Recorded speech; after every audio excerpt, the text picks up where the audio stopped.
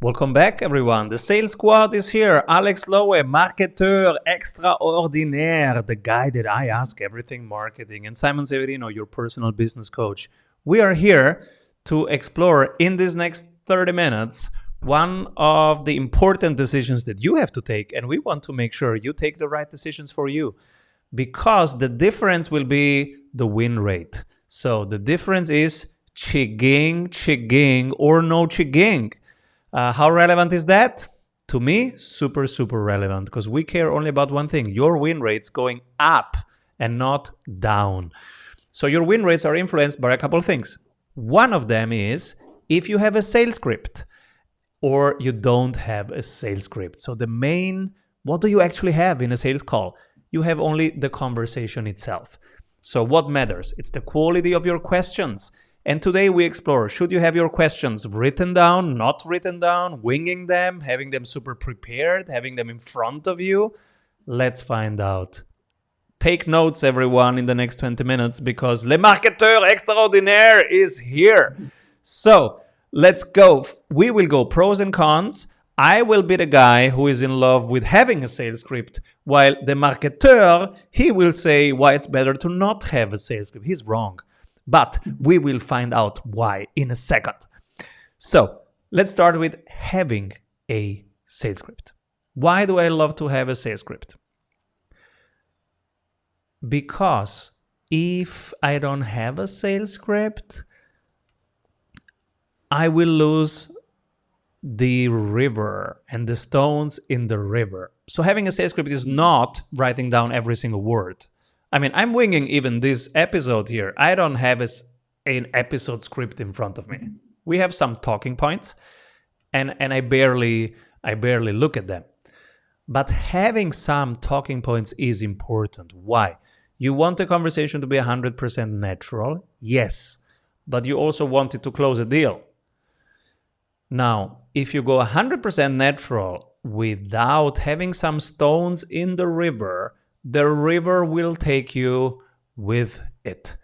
So you will be carried away by the water. What's the water? It's the emotion of the situation. They tell you that their pipeline is dry. You will get sad and have a ton of empathy. They will feel absolutely understood. And you are both lost in the river. But if you have some stones in there, you might be able to still be in empathy, go with the flow. But from time to time, you see, oh, here is a stone, here is a stone, here is a stone. So in front of me right now, as we are speaking, people listening to this will not see that, but I can tell you that behind me, there is a yellow pyramid with 8 steps. And in front of me, there is the exact 8 yellow pyramid with 8 steps. Those 8 steps are the 8 steps of closing a high-ticket deal in the Strategy Sprints method. I have those in front of me. There are 3 questions for each of them. Plus, I have an AI right now in front of me that's checking off if I am going there. Sometimes I will skip a step. Doesn't matter. The AI will track if I come back and check that off.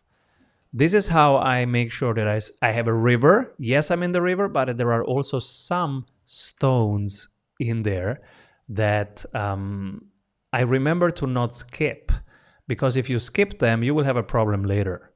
We are analyzing those sales calls, and we are seeing win rates at 15% because they skip stuff. And we see win rates at 70% because they do the 8 steps in the right order, and they record their sales calls, they watch the tape, and they get better. But let's see also the other side. Let's discuss, Alex, what is terrible about having a sales script? Yeah, well, those are some really good points. I mean, when I was thinking about this, what I was thinking of is that a lot of times what people think of as a sales script is an exact roadmap of what to say. And your metaphor of the river and the stones is really good, because I think it's about the structure and the strategy as opposed to an actual script. Because one of the things, a script can be a crutch, because people go, oh, well, what do I say in a sales call? What's my role? Well, it's much more important to ask, what do you want the other person to say? What do you want them saying? It's much more about them. In fact, the salesperson often becomes invisible in the call, and you focus so much more on listening to what's happening to them or what they're saying, and that's because you have a structure as opposed to a script. A script focuses on self and like, well, what do I say? What questions do I ask? What is it about me? Whereas when you have just more of a structure, it's much more focused on the other person, like what's happening with them, and you can be much more adaptable and reactive to them and their situation while having just enough of a structure as opposed to a script to do what you were saying before, keep out of the emotions. I love how you say that the salesperson becomes invisible. Let's double click. Mm. Tell us about this invisible thing. Well, it's the thing, isn't it? When we would, I think this came up when we were talking about pitching before. It's quite often when people start with either pitching or sales or marketing, it's very self-centered. Like, how do I get results? What do I want to say? What does my website say about me? What should I say in the sales call? And it's very much focused on self. Whereas we often want to turn the lens to the other person. Like, well, what do they need to hear? What do they need to feel? What do they need to say to themselves? And then we just need to focus on creating the environment to say that. So a salesperson who's good, we had this in our community where somebody was saying they had a negative response to sales. Like when they were thinking about selling, it brought up negative emotions for them. And what we kind of realized is that because anytime you have a bad sales conversation, you know that you're in a sales conversation. If you have a good sales conversation, you don't even realize it. It's a breakthrough. It's a moment when your life changes. It's a moment when things get better. So you don't put it in your brain under sales call. You put it under amazing transformational moment. So because for many of us, the only time we ever are aware we're in a sales call is when it's bad. So our notion of sales is like, oh, sales is bad, because we don't categorize the good ones under sales. Because the salesperson becomes invisible and the focus is on the person having the breakthrough they need. So like they understand fully what they want. They understand fully why they haven't got it so far. They understand fully that it's something they can control and they have to control it and they have to make a decision. So everything's putting the focus on them and putting them in charge of a decision that they're going to make. Now, none of that, or very little of that, is to do with the scripting of like, say this question at this time. It's much more to do with them. Do they understand what they want? Do they understand why they've not got it? Do they understand what they need to do? So if we switch from thinking of scripting to thinking of structure and strategy, because also another pro for the non-script thing is that it's a much more genuine connection when you're less focused on yourself and what am I saying, what am I doing, and much more focused on the quality of the relationship. Like, what does this person need right now? What's really going on with them? Because this often happens in sales or coaching is that the person will say something, but you'll get the understanding of there's not, they don't really mean that. There's something else there. And being able to take it to another level. When you say X, can you tell me more? Like, it seems like there's something more going on there. I don't suppose you could share what's going on.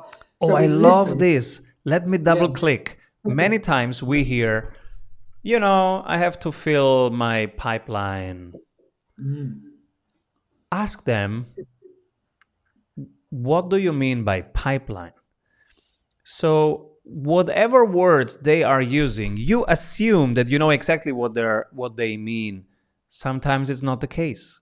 Sometimes when they say win rate, they mean something else than you mean. Sometimes when they say leads, I mean, the word leads itself can have 20 different ways of being used. Are they qualified? Are they not qualified?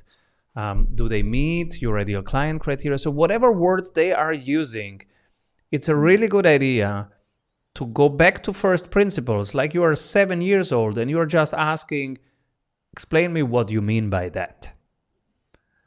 Um, Double click, stop, back to you, marketeur. No, that's a great point because it's like quite often when we're talking, particularly if it's in the business world, we get used to talking in jargon and abstractions. Partly because that's how the business world functions, but also partly because like we don't if there are problems in our lives we don't want to be thinking about them or own them, so we prefer to use jargon because it disassociates us from the problem. But if you're uh, selling to somebody or coaching them or whatever, you need to move them from abstraction to their body, to the real world experience. So as you said, if somebody says, oh, I need more qualified leads for my pipeline, most of that is jargon. When you put it down and say, well, I mean, how's this affecting you in your day-to-day life? Can you give me a specific example? You move them from jargon into the real world, and you get them talking about their experience. And that's very different to, because you can't disassociate from that. You have to kind of own it. And then when you start asking, well, how long have you been like this? Blah blah blah. You take them into the experience of being in the world, and that's not in the realm of business jargon. So when we're talking about scripting, it's like, yes, it's good to have a structure, but it's a structure that leads the person deeper into their experience, because you can only make a congruent decision when you're in your body aware of all the facts. You can't make a good decision when you're just talking about jargon, because it's meaningless. It's literally theory, isn't it? It's like, I don't want to know the theory. I want to know what's going to happen in your life in 6 months if you don't make this decision, or if you do. Tell me what your day to day life is going to be like, but don't tell me about, you know, I need an ROI on my lead gen on the blah, blah, blah, blah, blah, jargon, because that's just fluff. So I think that's an important point, as you said, to kind of highlight, because when it comes into scripting, and when it comes into, well, what do they need to say and think and believe, because it's all about them, we get out of the realm of like, well, what is my script? And we get more into, what is my function to be able to help the person make a congruent decision, regardless of what the script says? What is my function in the moment, human to human, to help the person make a congruent decision? So I think it shifts gears a bit, doesn't it? I'm thinking about buying experience. What have I been buying recently? And how was that experience? And I'm curious what you have been buying. So the most expensive thing that I was buying recently, last week, I was looking for my oldest son. We had a celebration for him, 50 people, and I wanted to have a celebration after the event, and I started thinking about locations and calling locations. And I have 50 people. This is what I want them to experience. Can you make me an offer?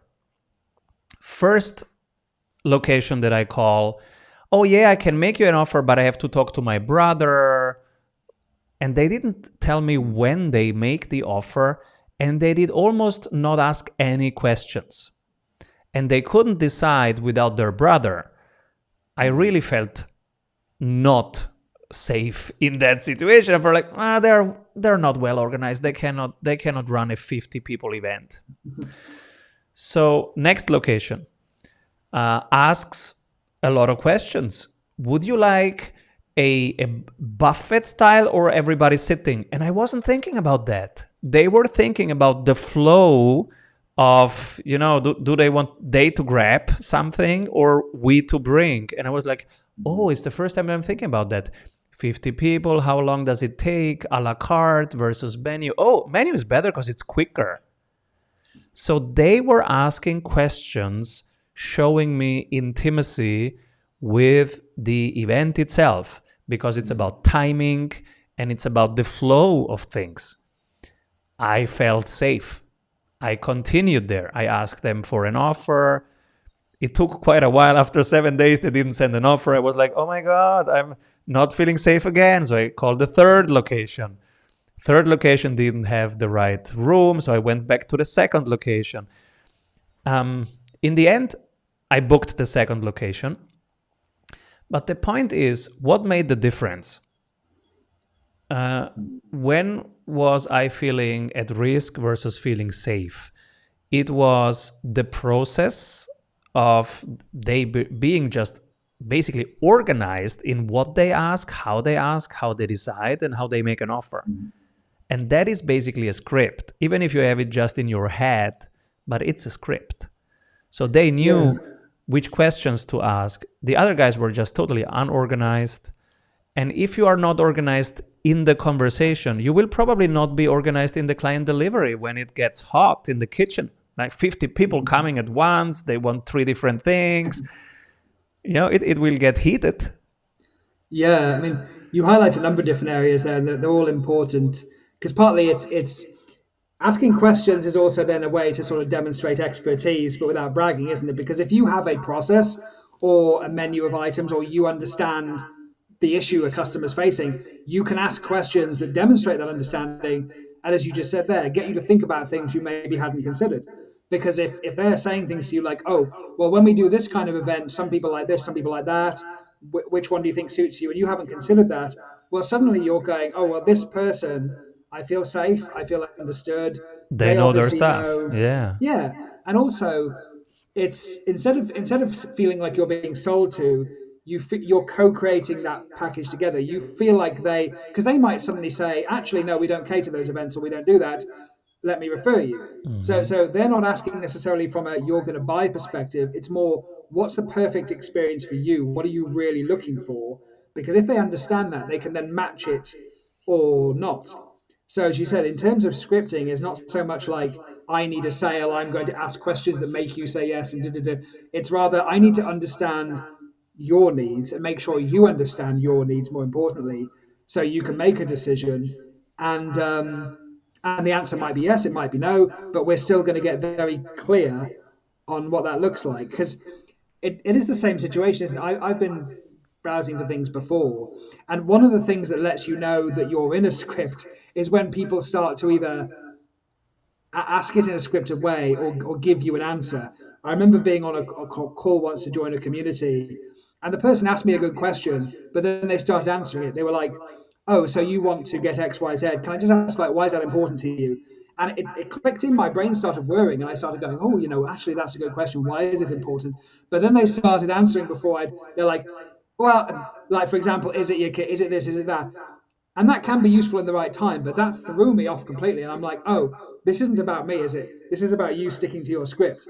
So in that moment, so the thing about asking questions sometimes is you need to wait for the cogs in the brain to start whirring, because they asked a question and my brain was like, oh, that's a good question, let me think, let me think. But because there was a pause, the person didn't feel comfortable in the pause, so they started talking. So, as well as asking questions or having a basic answer, be okay with having these pauses and silences. Because let me tell you something, the inside of the brain, they're not being silent, they're thinking. You've caused them to think. And so, whatever script you have, you need to have the awareness that it's not just what you say, it's the pauses, the silences, the way you say it. And this isn't stuff that you can necessarily like just give me the script. This is the art that say people come to, people like Simon to learn. Is not just like, oh, what do I say? It's what do you not say? How do you say it? When do you say it? Because all of that Oh my stuff God. The makes a difference. silence. The silence. How many seconds can you be silent after you named the price? Ooh, that's a tough one. Yeah. Practice the Obama long silence, 16 seconds, 17 seconds. You say the price, you shut up. It's a good practice. Le Marketeur is in the house. That's why we heard so far the rigid guy, Simon the rigid guy with his 8-point scripts. And by the way, you want the 8 points, you go to strategysprints.com, you can grab them. But what if you want the other side, the invisible salesperson? And what if you want to know what Alex has been buying, Le Marketeur Extraordinaire, recently? I will ask him all of that after one word from our sponsors. What if your business would run even when you are on vacation? Discover how 1,600 business owners have regained their freedom using the Strategy Sprints blueprints. How they enjoy living their dream and watching their business scale. Get the exact checklists they use to go from stressed to fulfilled using the Strategy Sprints method. Order your copy of Strategy Sprints 12 Ways to Accelerate Growth for an Agile Business on Amazon today. And if you love it, leave us a review. For more information, head over to strategysprints.com.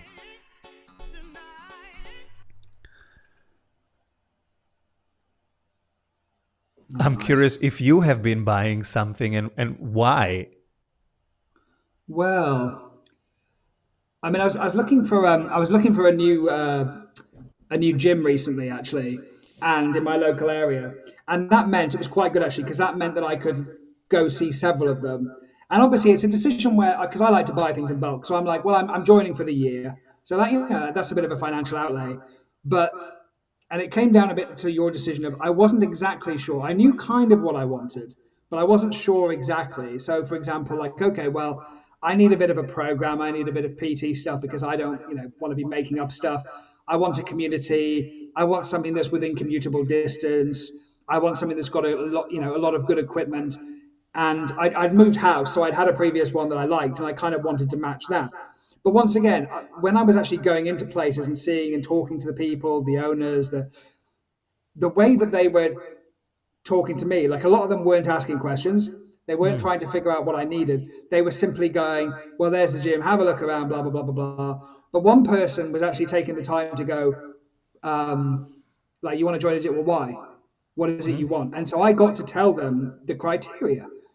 And they even challenged me. Like, they didn't just accept it. They were like, well, okay, so you want something that's close by, but if we can actually get you a proper plan and get you the results you want in 90 days, what's more important?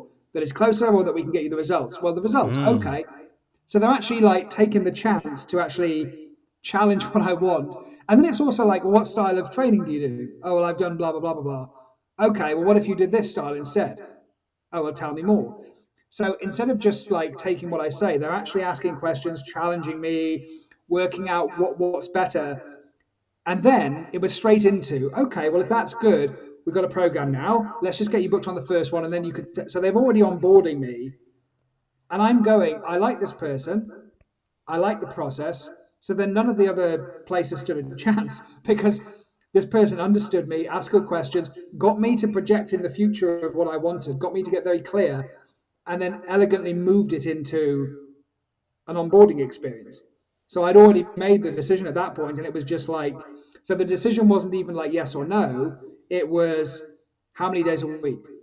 When do you want to get started? It was a different question. So that just kind of goes to show, no matter whether it's big ticket or low ticket, the actual having somebody who can ask you questions and get you clear and get you clear on your priorities. Because most people who are buying, like I'm certainly aware that I wasn't aware of necessarily what I was wanting to buy until I got asked the question. And once I got asked the questions, I was then like, oh, hang on, what am I actually buying? Like, what do I really want here? And that was super important. And that's the same like whether you're buying a car, a watch, a coaching program. It's like, and that comes down to what you were saying before, Simon. Is like the true expert will kind of they'll still ask questions, but they'll ask it about a process. So obviously, this guy knew all about the nutrition and training program. So when he's asking me and he's like, well, what about this instead? Or if we could get you this result, I'm suddenly going, I've not been asked those questions before. This person obviously knows what they're doing. I've got to give them a certain degree of trust that they know what's best because, not because they're pointing at their diploma on the wall or going, I studied in PT college, but they're asking good quality questions. And so now whether that was a script, whether that's something they actually just like learned or had written down, I would assume probably, but it felt just like a conversation. It felt like they really wanted to serve me. And so they're asking the questions as part of that process. So if you'd have asked me like, oh, well, was that a sales script? Did they have a script? Was it a sales call? I'd have probably said, don't know, not sure. It just felt like a good conversation. And it felt like the person cared. And that's ultimately the thing, isn't it? Whether you've got a script or not, does it seem like you care and you're not just selling something? I think this is the emotionally most important thing. I care about what you know matters after I know that you care. So if you know a lot of stuff, that's not helping me. But if I know that you care, now I care about what you know, so I will listen. I will ask you. You have challenged me. Oh, there are different ways of training, and you are actually giving me some ideas. You are actually seeing that I am in a situation, but I could change the situation, and you want me to help explore that. Okay, you actually care, because you could say just, hey, check it out, train half an hour and let. No, you're challenging me, you're exploring, you're asking, so you actually care. Okay, we're on to something now. Let's continue. Well, it shifted my buying decision as well. Because if you'd have asked me before, I would have said, I'll sign up with whichever one's closer. This one's not closer by a long stretch. But that suddenly didn't matter to me. Once the questions have been asked, my priorities shifted. So then suddenly what I would have previously thought of as being my highest buying criteria shifted to be, actually, does it matter if I'm an extra 10 minutes driving? No. What matters is the community and the results. So that's the thing as well, is that having this process, it can shift how people buy or why they buy, because they suddenly realize what their true motivations are, and they probably didn't know that before. This is actually one of the questions on my sales script is what are your criteria for deciding what's best? How are you weighing those criterias? How do they stack up to your overall business? So that's in the importance bucket. In step 3, I ask those questions. And then step 4 is the cost of inaction. What happens if you do nothing? Because what people sometimes forget is in the sales conversation, who is actually your enemy number one? And they think, oh, it's a competitive offer. No. That comes later. The first one is the status quo. Is they doing nothing? You don't have to buy a gym membership. You can just do whatever you were doing the whole day without having a gym membership. So the alternative is not the other gym. The alternative is you not committing to any annual membership in a gym. Just go biking, go running. That's the alternative. So it's always the status quo that is the main alternative. Just doing nothing or doing it yourself. You can just go running, biking, swimming. You don't need a gym. So that's the real alternative for every buyer. Doing it themselves, doing nothing, doing what they were doing before. And that is step 4, cost of inaction. Okay, what else can you do? Oh, and how's it going? Oh, you can do nothing. Yeah, what happens if you do nothing?